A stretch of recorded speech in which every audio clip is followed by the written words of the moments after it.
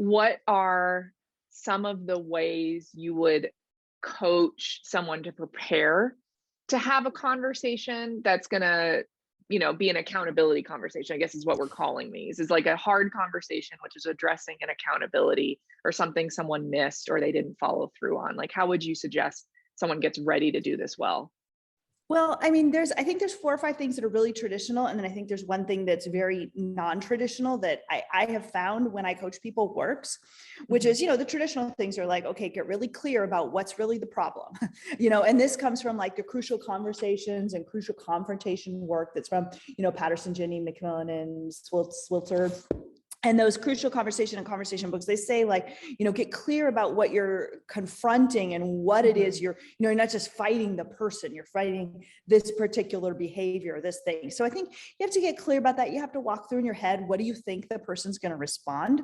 How do you not Mm. get into a fight about every little detail? It's not about the details, it's about the patterns. But then the thing that's a little untraditional that I find to be really helpful is to get people to do something else outside of their comfort zone and realize they don't get hurt. Say more about that. What do you mean the person having the conversation or the person you're talking to?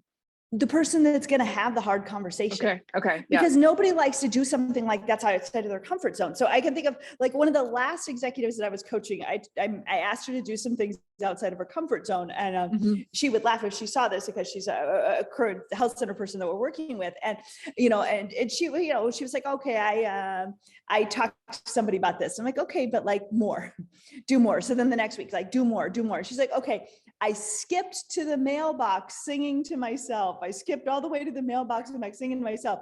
She said it was so embarrassing. And I said, how do you feel about it? She's like, it was actually pretty fun.